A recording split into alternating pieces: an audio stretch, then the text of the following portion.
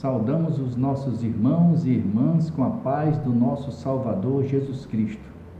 Sejam bem-vindos a mais um estudo bíblico da Palavra de Deus. Antes de iniciarmos, vamos fazer uma breve oração. Maravilhoso Deus, Pai Criador dos céus e da terra, aqui estamos, eu e meus irmãos e minhas irmãs, diante do Teu trono, para estudar a Tua Palavra. Conceda-nos o Espírito Santo para que Ele habite em nós e nos dê o entendimento necessário. É o que te pedimos e agradecemos em nome de Jesus. Amém. Hoje nós vamos estudar sobre o plano da salvação. Independentemente de quem tenhamos sido ou o que tenhamos feito no passado, Deus nos ama com um amor eterno, dispondo-se a vir ao mundo e passar pela agonia da cruz, a fim de resgatar a humanidade perdida. Entretanto, muitos há que se perguntam: como posso ser bom diante de Deus? Como posso apagar meu passado mal? Como posso ser apresentado sem culpa diante dele? Como posso ser salvo? O caminho para a vida eterna é muito fácil de ser achado e compreendido, mas poucos sabem como ir a Cristo e experimentar a alegria, paz de espírito, perdão e esperança. O presente estudo mostra a resposta bíblica para uma vida cristã vitoriosa. Vamos para a primeira pergunta do nosso estudo. Quantos são pecadores e qual é o resultado do pecado? Pegue sua Bíblia, meu irmão, minha irmã. Vamos ouvir a voz de Deus. Vamos para Romanos, capítulo 5, verso 12. Romanos 5, 12. Diz assim: portanto, assim como por um só homem entrou o pecado no mundo, e pelo pecado a morte, assim também a morte passou a todos os homens, porque todos pecaram. A outra passagem está em Romanos capítulo 6, 23. Vamos fazer uma leitura aqui do Romanos 5, 12. O 5, 12 diz assim: a morte se tornou uma realidade como resultado do pecado do primeiro casal. A corrupção do pecado passou a nós, os descendentes de Adão e Eva, e contaminou a humanidade. Logo, todos se tornaram pecadores e precisam da graça de Cristo para encontrar a salvação. Deus criou o ser humano para a sua glória, para refletir sua imagem, e não planejou a morte. Ela ocorreu como consequência do pecado. Com o pecado de Adão e Eva, a morte se tornou a tragédia de toda a humanidade. Certo? Vamos então para Romanos 6, 23. Romanos 6, 23. Diz assim: porque o salário do pecado é a morte, mas o dom gratuito de Deus é a vida eterna em Cristo Jesus, nosso Senhor. Neste texto é descrita a morte eterna, a segunda morte, pois é contrastada como a vida eternal. O pecado paga seus escravos com a morte. A alma que pecar, esta morrerá. Ezequiel 18, 4. Assim, o dom gratuito é a vida eterna, que foi perdida por Adão e Eva, como consequência de sua transgressão. Quando entregamos completamente o nosso coração ao Senhor Jesus Cristo, obtemos a vida eterna. Ok? Então vamos lá para a resposta de quantos são pecadores e qual é o resultado do pecado. A morte passou a todos os homens, porquanto todos pecaram, e o salário do pecado é a morte. Vamos para a segunda questão. Que reação Deus manifestou diante da entrada do pecado? Como Deus se manifestou? Gênesis 3, de 8 a 10. Peguem sua Bíblia, vamos em Gênesis, primeiro livro do Antigo Testamento. Gênesis 3, de 8 a 10. 3, de 8 a 10. 3, de 8 a 10. Então, quando ouviram a voz do Senhor Deus, que andava no jardim pela viração do dia, esconderam-se da presença do Senhor Deus, o homem e sua mulher, por entre as árvores do jardim. E chamou o Senhor Deus ao homem e lhe perguntou: onde estás? Ele respondeu: ouvi a tua voz no jardim, e porque estava nu, tive medo e me escondi.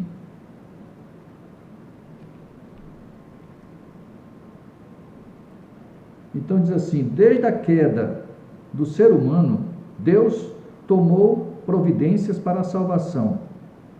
Os sacrifícios do Antigo Testamento, nos quais o Cordeiro recebia a punição em lugar do pecador, simbolizavam o ministério de Jesus Cristo, que morreria em nosso lugar. Desde o princípio, Deus procura o ser humano decaído e lhe oferece redenção. Então, que reação Deus se manifestou diante da entrada do pecado, né? Ele se importou e procurou o homem e mulher. Ele nos procura até hoje. Deus, Ele quer nos salvar, meu irmão, minha irmã. É tudo que Ele quer. Diferente do inimigo.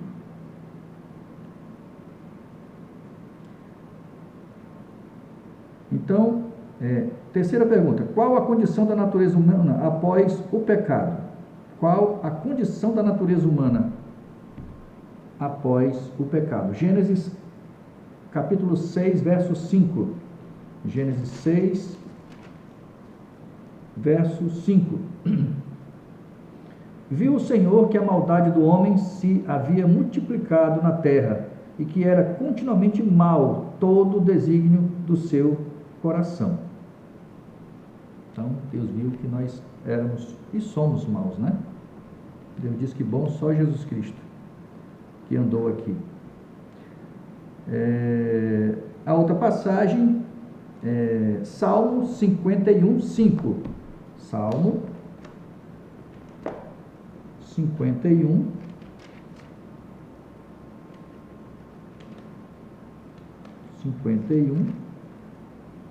5.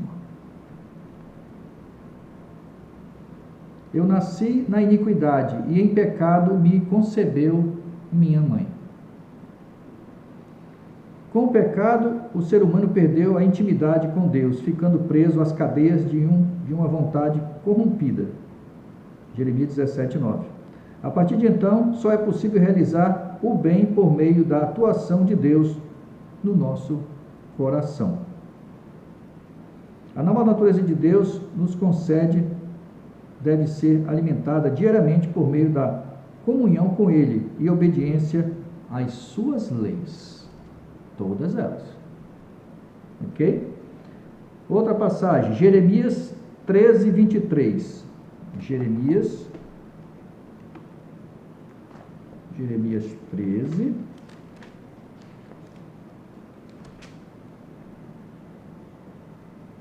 (13, 23). Pode acaso o etíope mudar a sua pele, ou o leopardo as suas manchas? Então podereis fazer o bem, estando acostumado a fazer o mal. Né? Ainda em Jeremias 17, verso 9. Jeremias 17, verso 9. Enganoso é o coração, mais do que todas as coisas, e desesperadamente corrupto. Quem o conhecerá? Só Deus. Nosso coração é enganoso. Né? Outra passagem, Mateus 15, 19. Velho Testamento. Mateus 15, 19. Porque do coração procedem maus desígnios, homicídios, adultérios, prostituição, furtos, falsos testemunhos, blasfêmias. Né? Então, qual é a condição da natureza humana após o pecado? Né? A nossa natureza tornou-se corrompida e depravada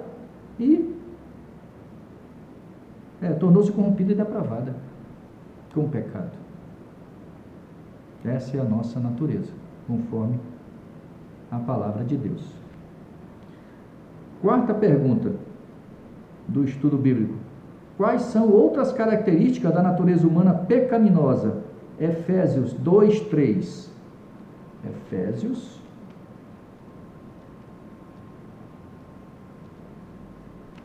Efésios capítulo 2, verso 3. Efésios 2:3. Diz assim: entre os quais também todos nós andamos outrora segundo as inclinações da nossa carne, fazendo a vontade da carne e dos pensamentos. E éramos por natureza filhos da ira, como também os demais. Então, essa era a nossa condição. E é ainda quando nós ainda não nos entregamos a Cristo. Imagine antes de Cristo morrer por nós na cruz, né? Que nós estávamos destinados à morte eterna.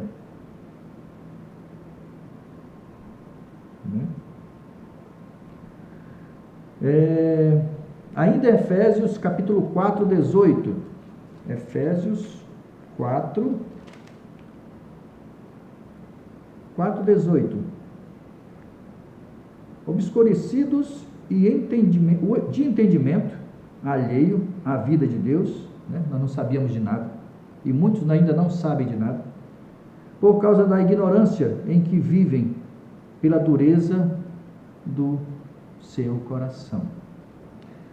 Meus irmãos, hoje nós temos a palavra de Deus em nossas mãos, fácil acesso, a gente explica, mostra o texto está claro e as pessoas se recusam a aceitar.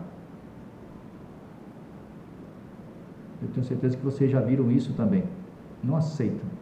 Não é bem assim do jeito que está escrito, é o que eles dizem para nós. 1 Coríntios 2:14. 1 Coríntios, volta só um pouquinho. 1 Coríntios 2:14. Ora, o homem natural não aceita as coisas do Espírito de Deus. Não é que eu falei agora? Porque eles são loucura. As coisas de Deus é loucura para o homem, para o mundo. E não podem entendê-las, porque elas se discernem espiritualmente. As pessoas ficam cegas, não entendem, não aceitam, recusa. Vamos para Romanos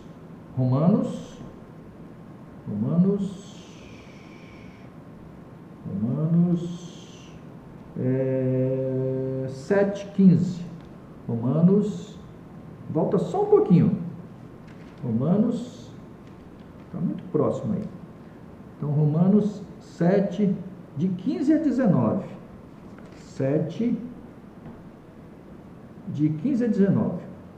Porque nem mesmo compreendo o meu próprio modo de agir, pois não faço o que prefiro, e sim o que detesto. Ora, se faço o que não quero, consinto com a lei, que é boa. Neste caso, quem faz isso já não sou eu, mas o pecado que habita em mim. Porque eu sei que em mim, isto é, na minha carne, não habita bem nenhum, pois o querer o bem está em mim, não, porém o efetuá-lo. 19, né? Porque não faço o bem que prefiro, mas o mal que não quero, esse faço. Sabe, é uma coisa que está dentro de nós, é forte. Então nós temos que, só Cristo, através do seu Santo Espírito, para nos ajudar a nos moldar. E essa mudança, meu irmão e minha irmã, é lenta, não é do dia para a noite, é lenta. A gente comer o que agrada a Deus, beber o que agrada a Deus, fazer o que agrada a Deus, não é fácil, mas a gente vai mudando aos poucos. Romanos, ainda no capítulo 7, verso 23 e 24. O 23 diz assim: mas vejo nos meus membros outra lei, que guerreando contra a lei da minha mente, me faz prisioneiro da lei do pecado que está nos meus membros. Desventurado homem que sou, quem me livrará do corpo desta morte? Só Cristo, mais ninguém. Só Ele pode nos ajudar, mais ninguém. Então a resposta do quarto, né, nós estudamos no início, é um pouquinho aqui e um pouquinho ali, falando do mesmo assunto. Quais são as outras características da natureza humana pecaminosa? Querer o bem estar em mim, mas não consigo efetuá-lo. O homem natural não compreende as coisas de Deus.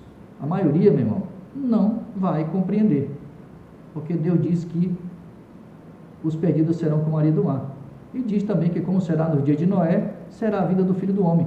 Se as pessoas fossem pensar nisso, meu Deus, eu tenho que me esforçar para mim não fazer parte dessa maioria. Mas não se preocupam com isso. Isso é preocupante. Essa afirmação que vai acontecer, do mesmo jeito como no dia de Noé. Vamos para a quinta questão. Que plano Deus estabeleceu para nos salvar da morte eterna? João 3,16. João, volte um pouquinho. 3,16.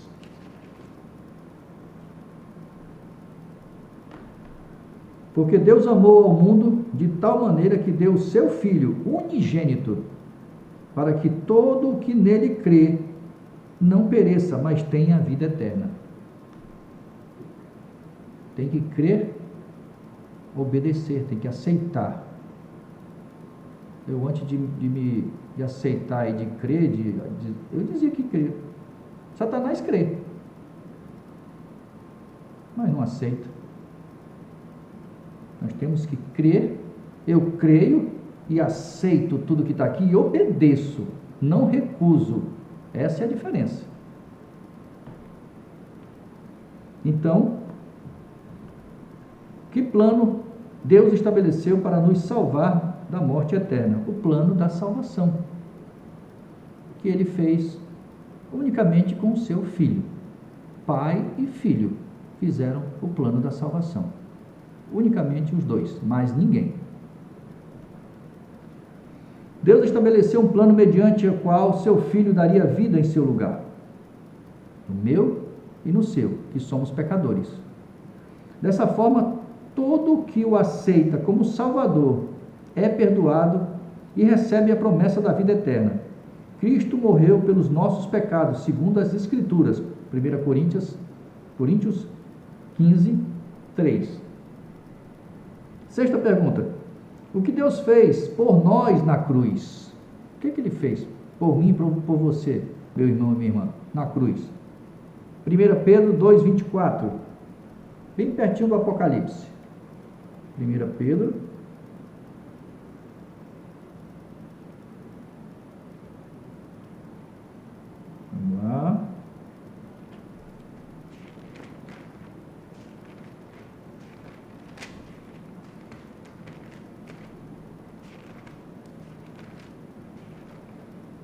2:24.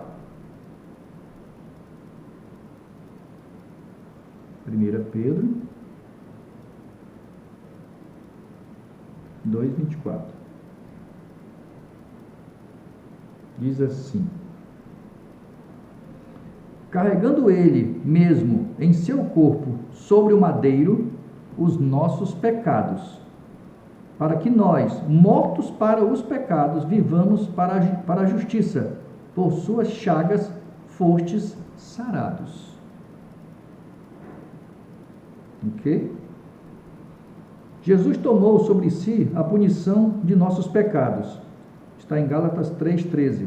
A cruz de Cristo demonstra que o preço do pecado foi pago na pessoa de Cristo. Colossenses 2, de 13 a 15. Ele, em benefício de todos os que o aceitam como Salvador. Ok? Isaías 53. Vamos lá para o Antigo Testamento. Isaías 53.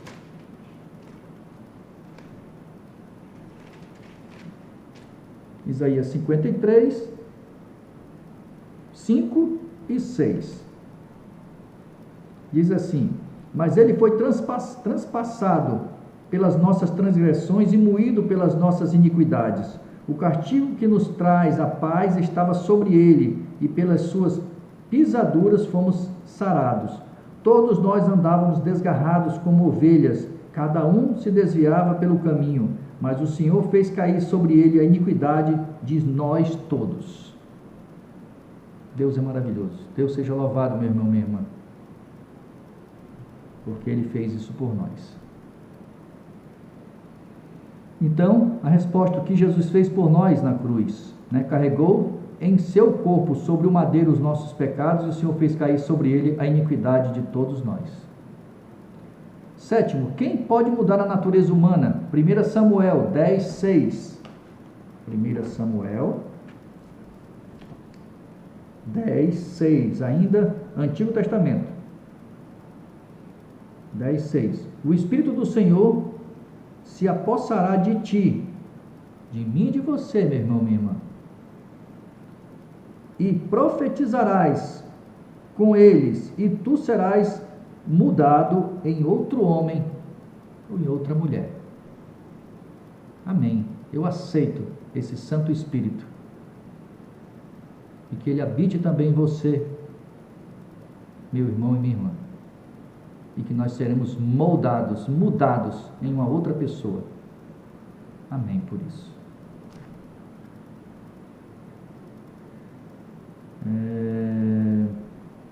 João 8,32. Vamos lá para o Novo Testamento. João 8,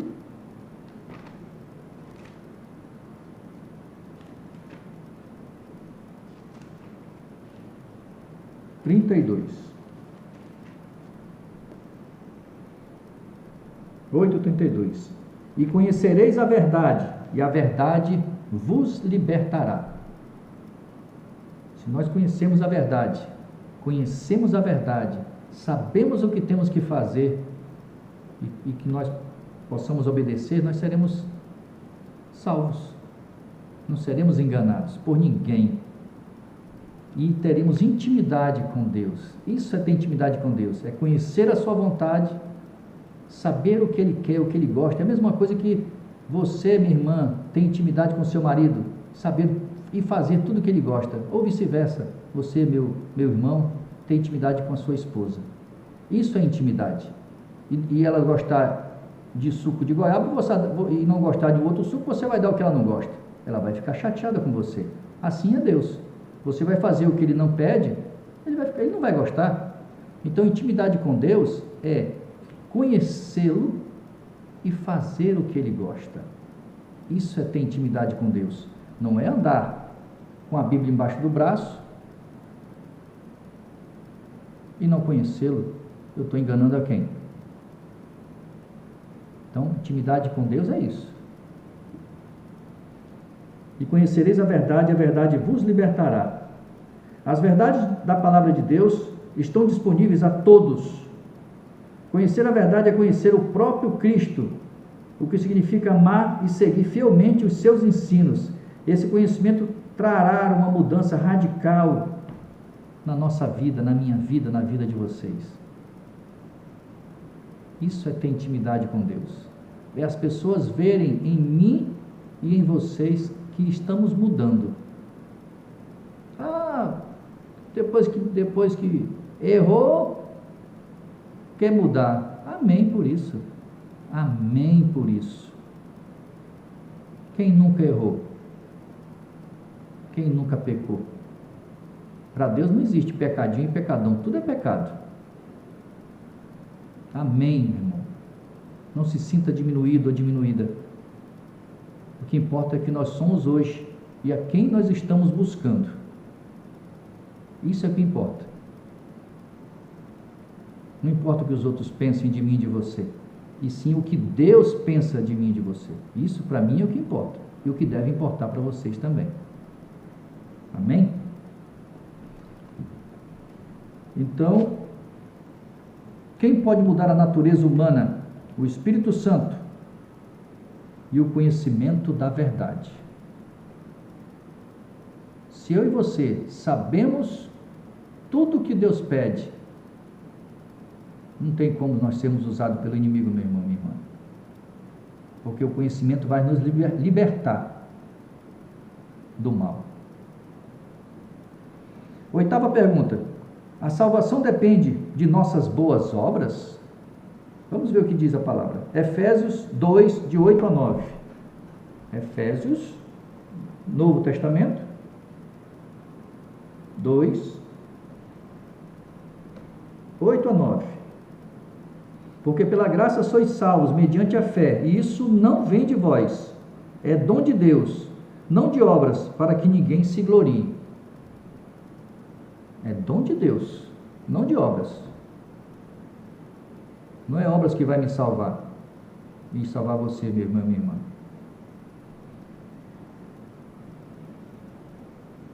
Segundo a Bíblia, existe apenas um método da salvação. Isso está em Atos 4:12, 1 Pedro 1, de 18 a 20. A salvação sempre foi pela graça, tanto no Antigo quanto no Novo Testamento. Lembra-se? Deus viu graça em Noé? Pois o Evangelho eterno, Apocalipse 14:6, é somente pela graça de Deus que somos salvos. No entanto, seremos julgados de acordo com a aceitação ou rejeição dessa graça. Apocalipse 20, verso 12. Cadê? A salvação é um presente de Deus, oferecido a todos e recebido por meio da fé. Portanto, o sacrifício de Cristo é a base da salvação. O ser humano nada pode fazer para merecer essa dádiva. As boas obras de Cristo, da vida de Cristo, do cristão, são o resultado da fé que se apega à graça divina. Ok? Então, a salvação depende das nossas boas obras? De jeito nenhum. Nunca. Nona e última pergunta. Como pode o ser humano, como pode o homem alcançar a salvação? Como eu posso me salvar? 1 João 5, de 11 a 12. Pertinho de Apocalipse. 1 João. 1 João 5, 11 e 12. 5, 11 e 12. E o testemunho é este, que Deus nos deu a vida eterna, e essa vida está no seu Filho, em mais ninguém, só no Filho. Aquele que tem o Filho tem a vida, aquele que não tem o Filho de Deus não tem a vida. Então, meu irmão, minha irmã, peça o Espírito Santo todos os dias, para que ele habite em você e em mim, todos os dias. E vamos nos relacionar com Ele. Isso é ter intimidade com Deus. Ok? O processo de salvação envolve os seguintes passos: aceitação de Cristo como Salvador, está em Atos 4:12, arrependimento e conversão, Atos 3:19, confissão dos pecados a Cristo, 1 João 1:9, obediência aos mandamentos de Deus, João 14:15, novo nascimento através do batismo, João 3:5, e busca contínua por crescimento espiritual, Mateus 24:13. Por meio das Escrituras, Deus revela seus propósitos e o caminho da salvação, João 5:39. Você viu, meu irmão, minha irmã, como exigem condições para essa salvação? E para eu saber, eu preciso me relacionar, eu tenho que estudar. Eu não posso perder tempo, meu irmão, minha irmã. Não podemos perder tempo. Vamos estudar.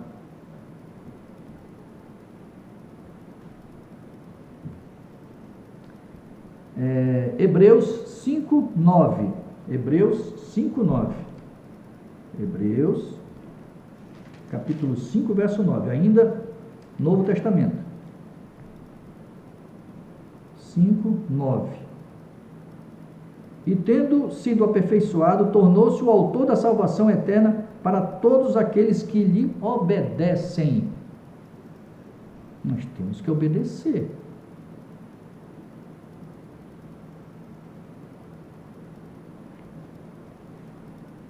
Se não houver obediência, não tem salvação. Está muito claro. E eu ainda vou fazer um vídeo falando dos obedientes e dos desobedientes. É forte, mas está na Bíblia. Quem são os obedientes e quem são os desobedientes? Lembre-se, Tiago 2,10, aquele que transgride um só ponto da lei se torna culpado de todos. Perdeu, transgrediu um, transgrediu todos. Então, como pode o homem alcançar a salvação?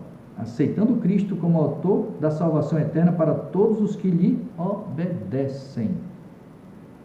Recapitulando, após o homem pecar, Deus foi procurá-lo e lhe deu a certeza que Jesus morreria em seu lugar.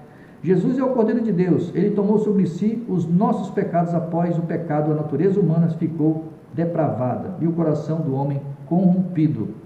O Espírito Santo muda a natureza do homem e implanta a lei de Deus no meu e no seu coração. A salvação depende da nossa fé em Cristo e da obediência a Ele. Próximo estudo, vamos falar sobre a fé, arrependimento e confissão. Meu irmão, minha irmã, tudo envolve obediência. A salvação envolve obediência. E para eu saber o que eu devo não fazer, só estudando. Por mim mesmo. Eu só vou saber se eu estudar.